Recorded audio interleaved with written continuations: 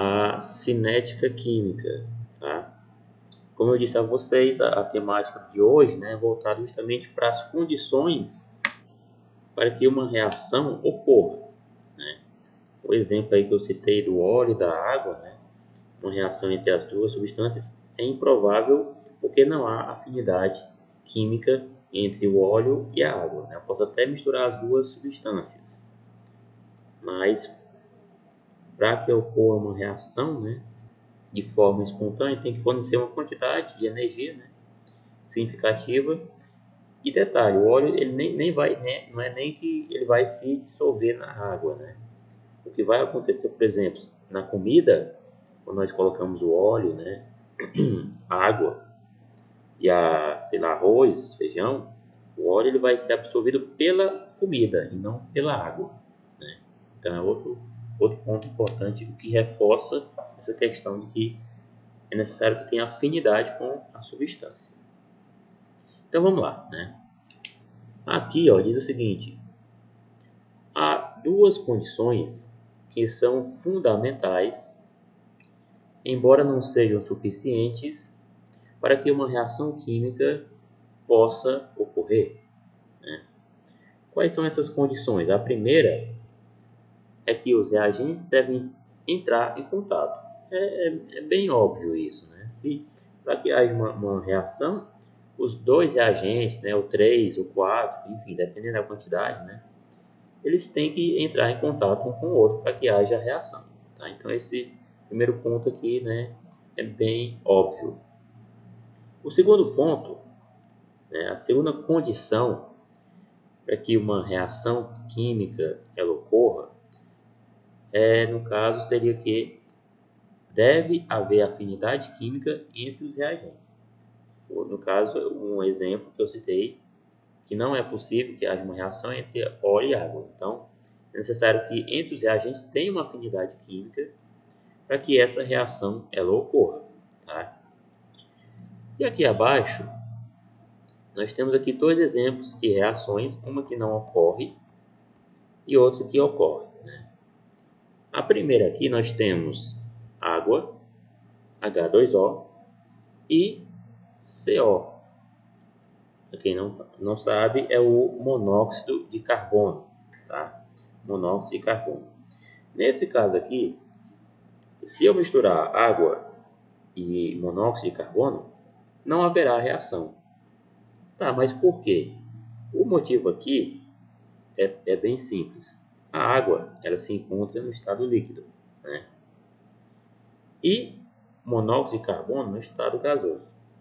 Então, nesse caso aqui, não haverá reação, justamente porque os estados de agregação são diferentes, um líquido e um gás, né? Então, nesse caso aqui, não haverá uma reação devido a isso, tá? Agora, observe aqui a segunda equação química. Nós temos Cl2, gás cloro, né? E H2, gás hidrogênio. Nesse caso aqui, ó, diz aqui que pode haver reação. Pode haver reação, né?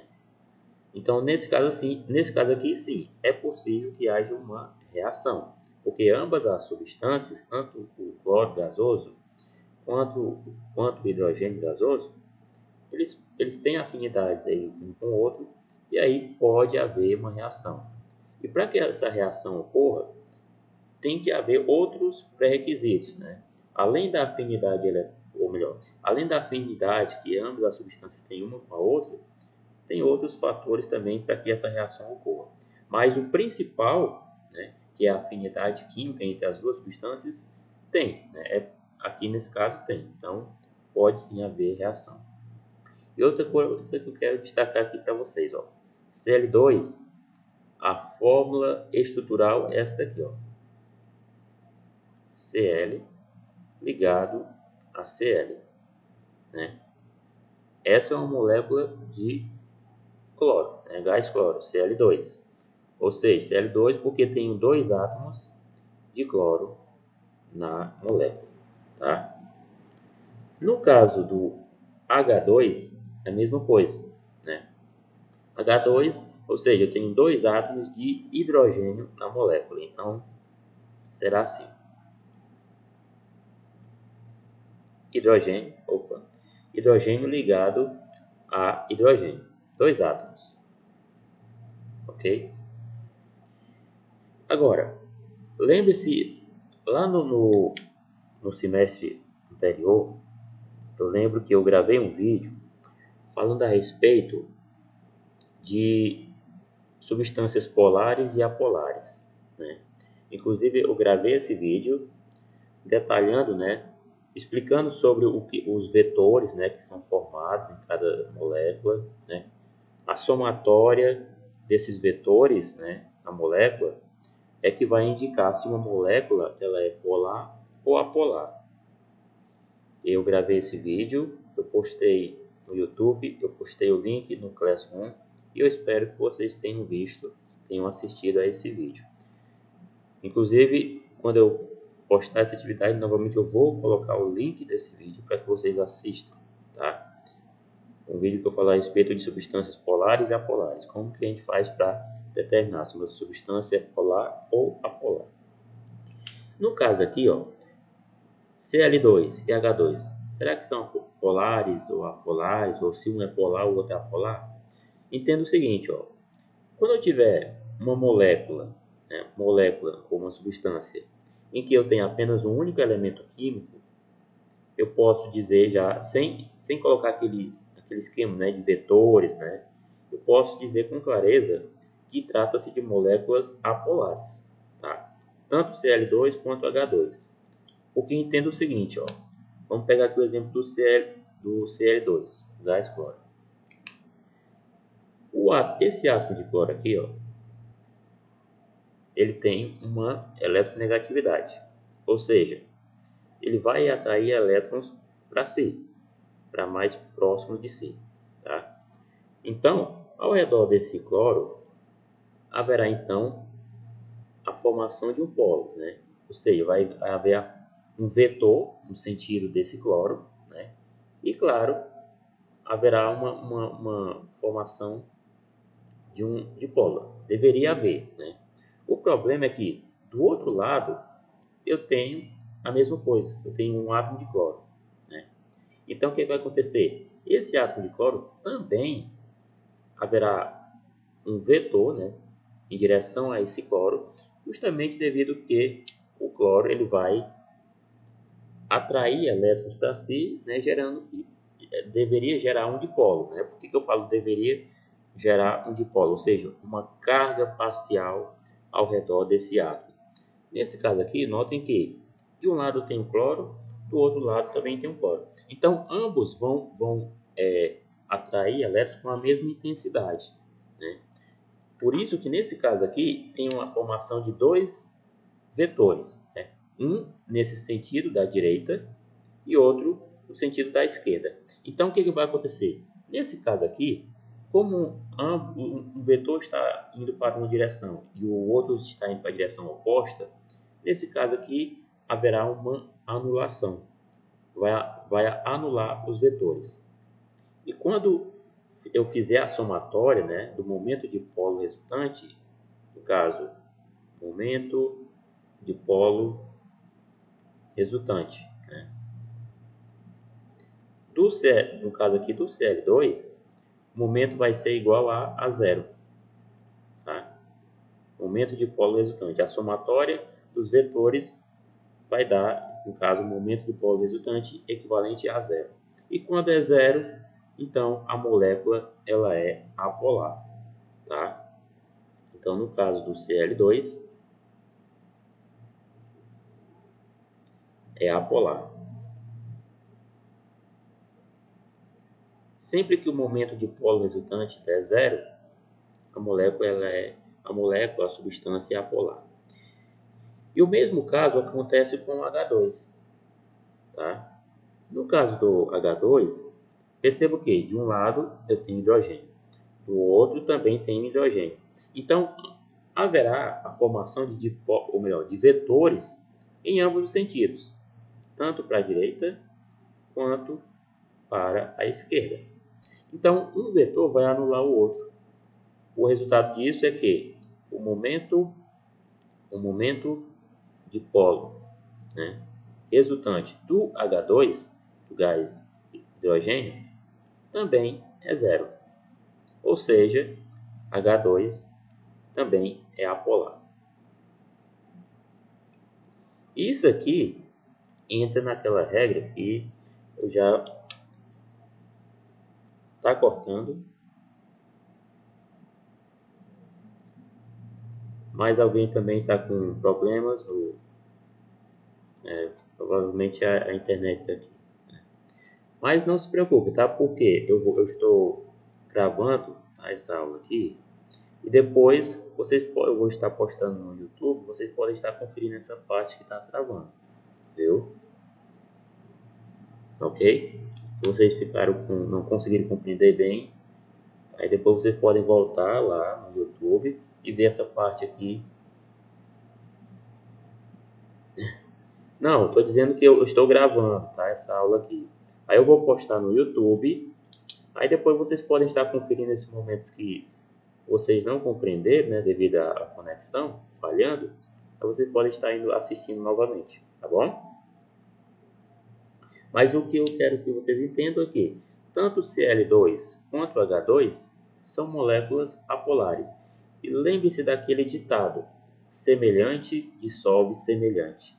Ou seja, uma substância apolar vai dissolver uma substância apolar.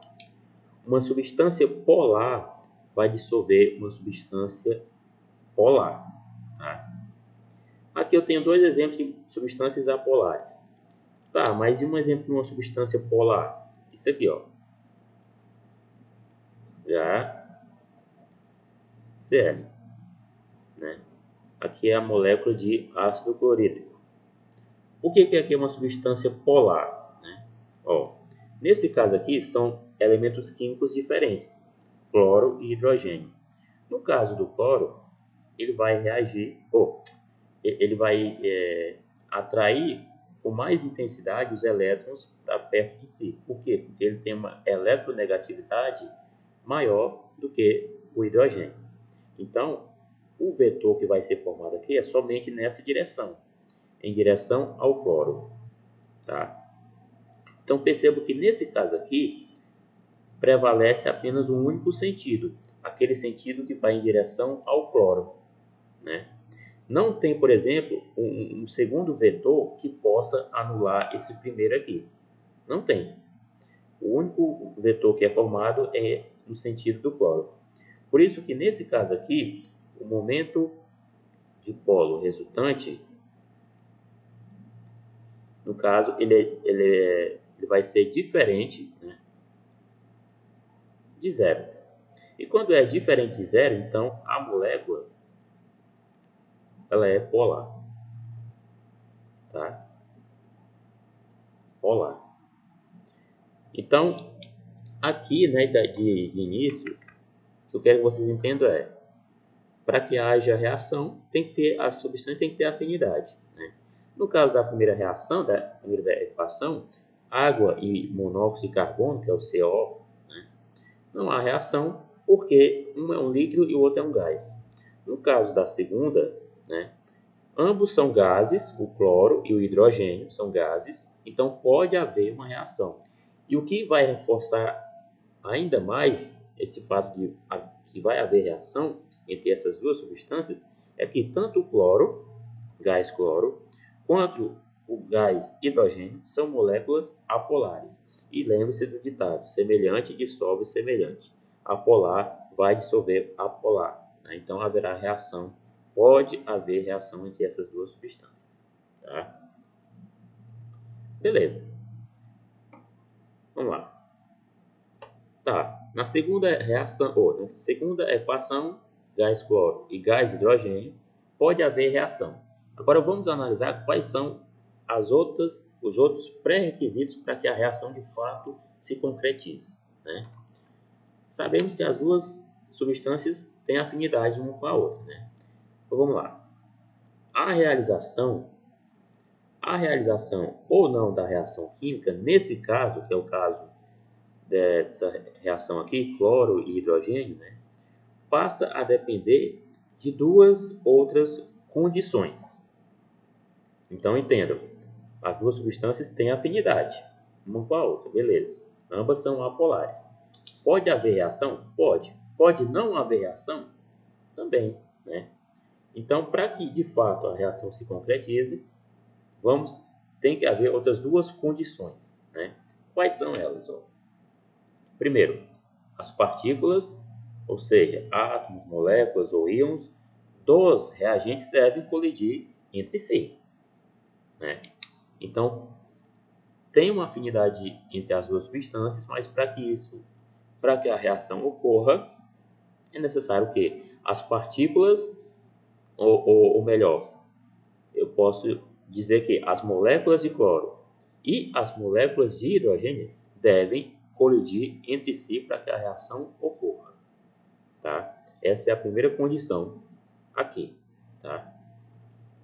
A segunda condição para que a reação se concretize diz que a colisão entre as partículas dos reagentes deve ser feita, ou seja, deve ocorrer numa orientação favorável, com energia suficiente para romper as ligações existentes nos reagentes. Tá? Então, não é simplesmente a molécula de cloro chegar, né, colidir com a molécula de hidrogênio e tipo, ó, beleza, ocorre a reação. Não.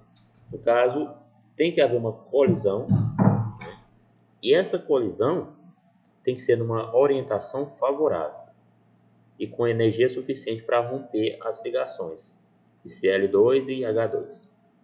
Quais são então, ou melhor, qual é a orientação favorável que permite que isso ocorra? Né?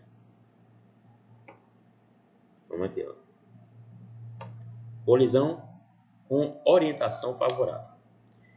Então aqui nós temos o exemplo, ó, da reação H2 mais Cl2 vai produzir HCl.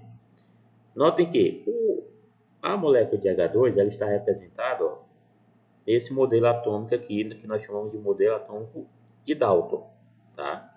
Que são bolinhas, né? Cada bolinha dessa indica um átomo, né? Então, aqui nós temos uma molécula de H2. No caso do Cl2, ó, a molécula de Cl2 está representada com essas bolas verdes, tá? Cada bola verde dessa indica um átomo da molécula, tá? E aí, no final, forma o HCl. Perceba que, ó, o HCl, uma molécula de HCl, está representado dessa forma aqui, ó. A bolinha verde indica o átomo de cloro e a bolinha branca indica o átomo de hidrogênio. Notem que aqui houve a formação de duas moléculas, né? Ó, 2HCl, tá? Então esse é o modelo de Dalton. Nós representamos utilizando aqui essas bolas, né, para indicar os átomos presentes na molécula, tá? Então continua.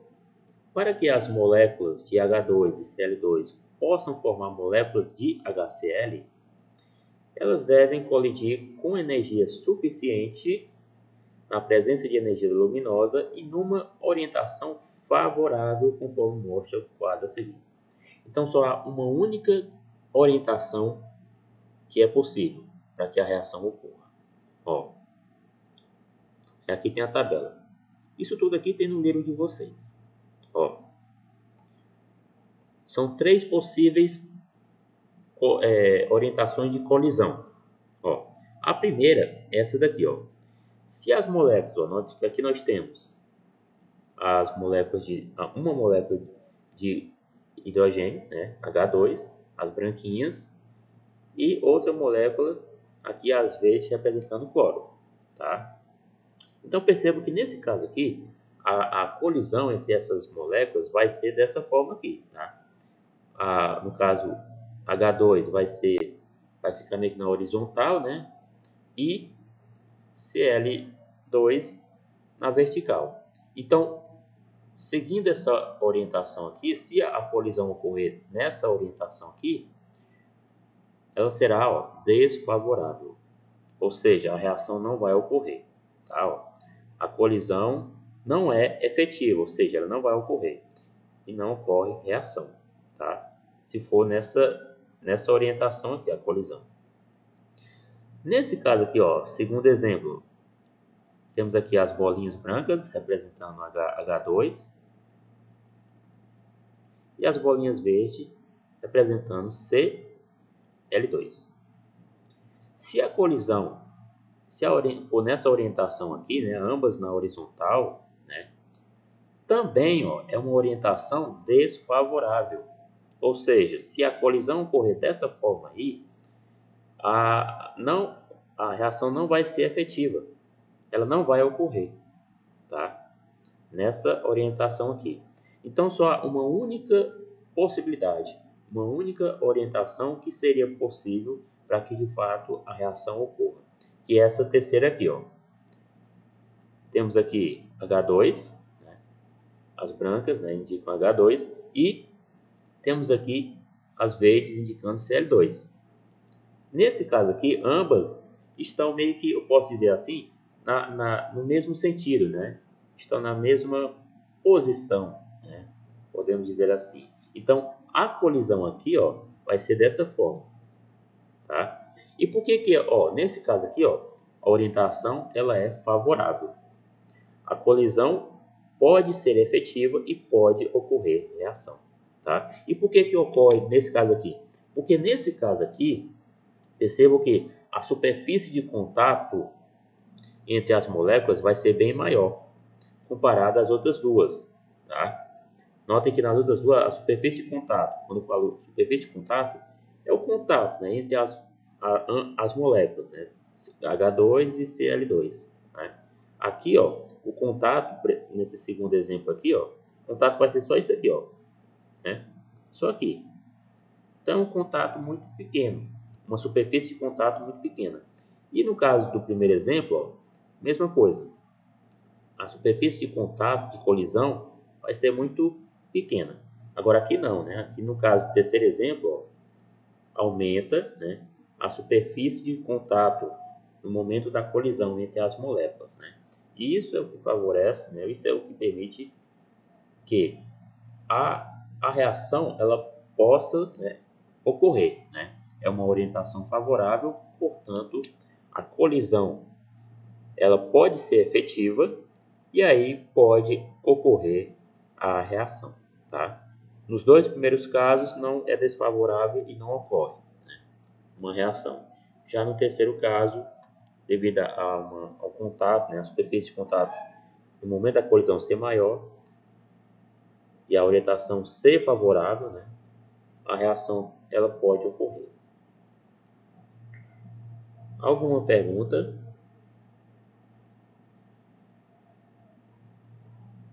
Alguma dúvida?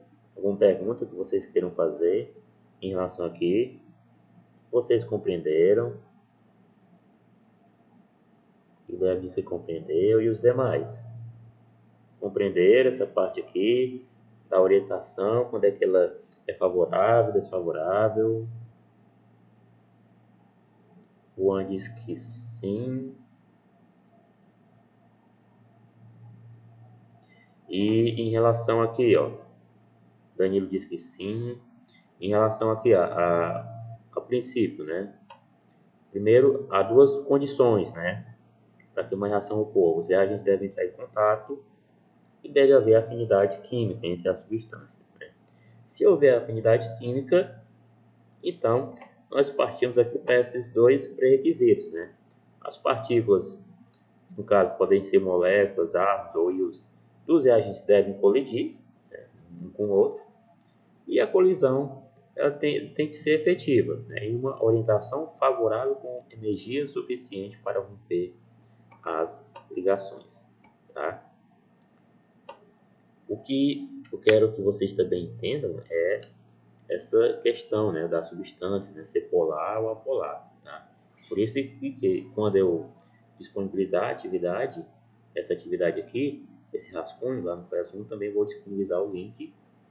Inclusive aqueles que assistiram, né, sugiro que assista novamente para que entenda melhor, né, como que a gente faz para determinar se uma substância ela é polar ou apolar. Beleza.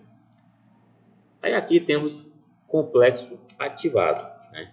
O que seria complexo ativado? O complexo ativado de uma reação é uma estrutura intermediária e instável entre os reagentes e os produtos, né? Então, temos aqui, novamente o mesmo exemplo da reação H2 e Cl2, né? No caso da reação entre H2 gasoso, Cl2 gasoso formando HCl gasoso, por exemplo, o complexo ativado seria apresentado da seguinte maneira. Então está aqui, temos os dois reagentes, H2 e Cl2, representados também pelo modelo de Dalton, as bolinhas, né?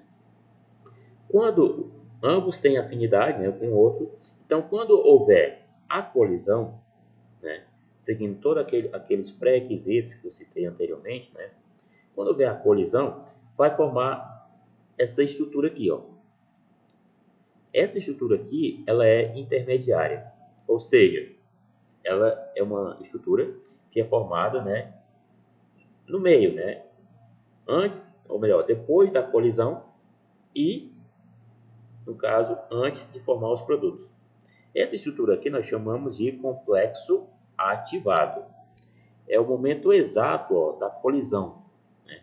E percebo que nesse momento as moléculas elas estão meio que formando ligações uma com a outra. Está aqui, tá aqui a molécula de hidrogênio e cada átomo de hidrogênio está formando ligações com os átomos de cloro. Tá? Detalhe que essa estrutura aqui, que nós chamamos de complexo ativado, ela é uma estrutura instável. Ou seja, ela vai ser formada por um momento muito instantâneo, muito breve. Por quê? Porque ela é instável, né? Entendo que, no caso do hidrogênio, um átomo de hidrogênio, vocês vão ver lá no terceiro ano, os postulados de Kekulé. E nesse postulado de Kekulé diz que o hidrogênio, devido a seu elétron, né, ele consegue fazer apenas uma única ligação. Uma única. E notem que nesse caso aqui, no complexo ativado, ele está formando duas. Então, isso vale também para o cloro. Né? O cloro ele faz uma ligação e ele está fazendo duas. Então, essa estrutura aqui ela é muito instável. Então, ela vai ser formada por um momento muito instantâneo. E essa estrutura nós chamamos de complexo ativado. É o momento exato da colisão. Tá? E quando essa estrutura, né, ela é instável, e quando ela se desestabiliza, né, ela se rompe, forma então os produtos. HCl, no caso, duas moléculas de HCl. O que eu quero que vocês entendam é que qualquer reação sempre haverá esse complexo ativado, que é essa estrutura que ela é instável, ou seja, ela vai ser formada por um breve momento, né, um momento instantâneo, e logo em seguida ela vai ser, né, rompida, e aí vai ser formado os produtos. Ok? Isso aqui vai ser importante para a próxima aula, tá?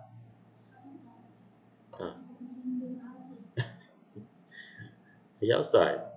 Aí a atividade da semana é essa daqui, tá? De 13 a 17 de setembro.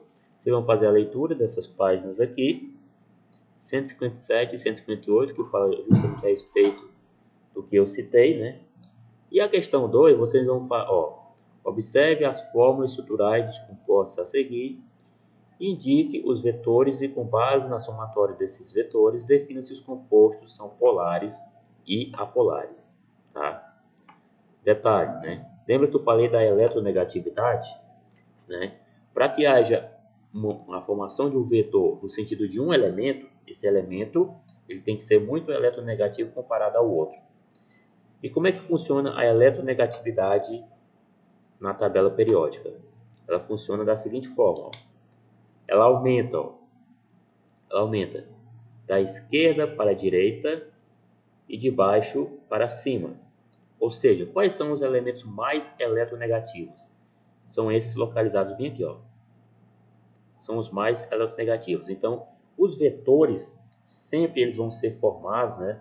Se tiver, por exemplo, aqui, ó, HCl.